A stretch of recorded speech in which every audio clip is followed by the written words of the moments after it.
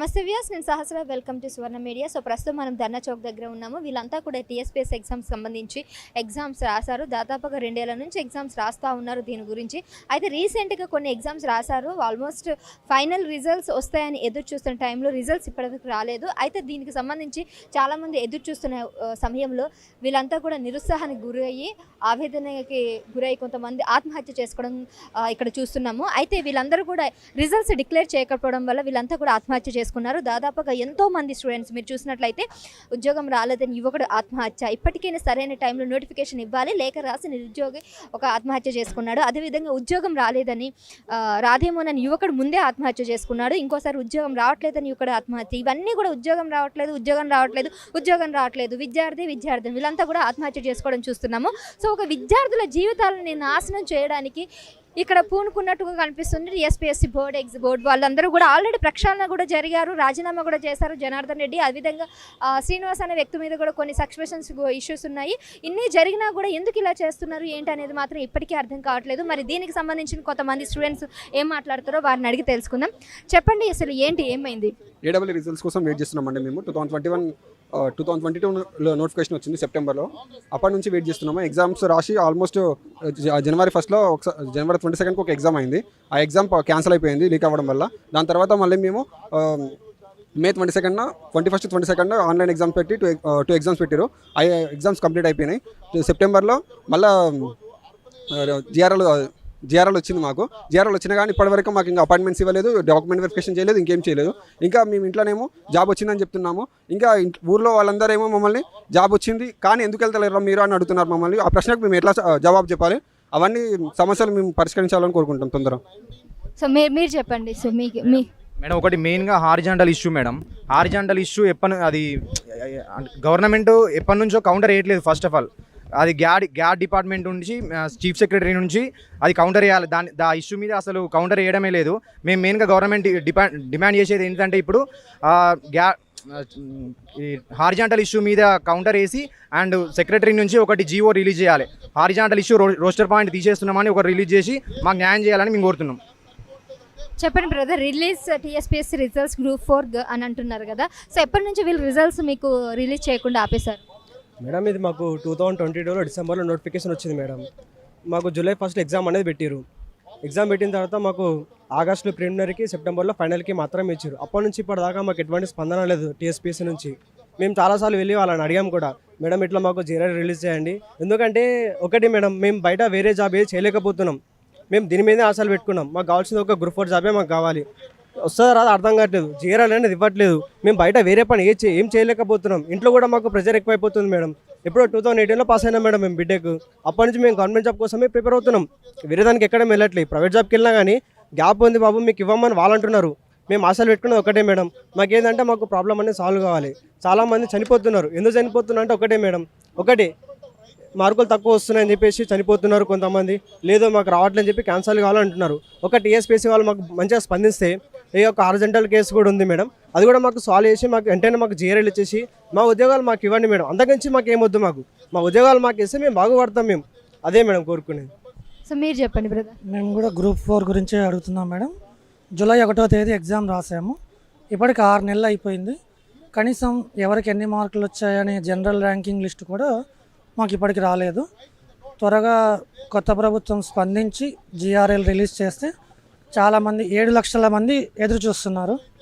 ఇంకా గ్రూప్ 4 ముందున్న అడ్డంకులు ఏంటంటే కోర్టులో హారిజాంటల్ కేసు మేడం. ఈ హారిజాంటల్ కేసు సాల్వ్ అయితే నెక్స్ట్ వేసే ప్రతి ఉద్యోగానికి ఉన్న అడ్డంకి ఇదే. ఈ హారిజాంటల్ కేసుని కొత్త ప్రభుత్వం వెంటనే స్పందించి కోర్టులో కౌంటర్ ఫైల్ చేయడం కానీ జీవో రిలీజ్ చేయడం కానీ చేస్తే చాలామందికి ఇది హెల్ప్ అయినట్టు అవుతుంది మేడం.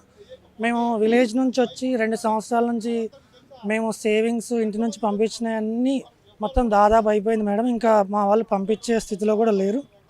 ఇప్పుడు మేము ఏ జాబ్కి వెళ్ళలేక, నెక్స్ట్ ఏం ఎగ్జామ్స్ ఉన్నా క్లారిటీ లేక ఈ ఒక్కదాని గురించి మేము ఎదురు చూస్తున్నాం మేడం. గవర్నమెంట్కి రిక్వెస్ట్ చేస్తున్నాం, గ్రూప్ 4 రిజల్ట్స్ని వెంటనే ప్రకటించాలి. గవర్నర్ మేడం గారు కూడా రిక్వెస్ట్ చేస్తున్నాం, ఈ టీఎస్పీఎస్సీ బోర్డు విషయంలో మేడం గారు త్వరగా నిర్ణయం తీసుకోవాలని మేము కోరుతున్నాం మేడం. సో చెప్పండి. గత ప్రభుత్వం చేసిన నిర్లక్ష్య ధోరణి వల్ల నిరుద్యోగులు ఎంతగానో కుమిలిపోయారు, బాధపడ్డారు. వాళ్ళకు కష్టాలు వర్ణనాతీతం. కానీ ఆ ఉద్దేశంతో మేము గత ప్రభుత్వాన్ని గద్దదించడం జరిగింది. గత ప్రభుత్వం ప్రకటించిన 80,000 ఉద్యోగాలు ఇప్పటి వరకు రిక్రూట్మెంట్ కంప్లీట్ అయిపోయిన ఉద్యోగాలు 0 గుండు 0. సో అవే ఉద్యోగాలు అవే ఎగ్జామ్స్ రాసే ఒక 18 ఎగ్జామ్స్ రాశారు. మిగతా ఎగ్జామ్స్ అన్నీ క్యాన్సిల్ అయినాయి, పోస్ట్పోన్ అయినాయి. ఆ జరిగిపోయిన 18 ఎగ్జామ్స్ యొక్క రిజల్ట్ ప్రకటించాలని ఈరోజు పెద్ద ఎత్తున ధర్నా చౌక్లో పర్మిషన్ తీసుకొని ధర్నా కార్యక్రమం పెట్టుకోవడం జరిగింది. ఏడబ్ల్యూ కానీ గ్రూప్ 4 కానీ మిగతా ఎగ్జామ్స్ 18 ఎగ్జామ్స్ జరిగిపోయినాయి. ఆల్రెడీ ఎగ్జామ్స్ జరిగిపోయినాయి. వాళ్ళు 3 సంవత్సరాల నుంచి వెళ్ళి ప్రిపరేషన్లోనే ఉన్నారు.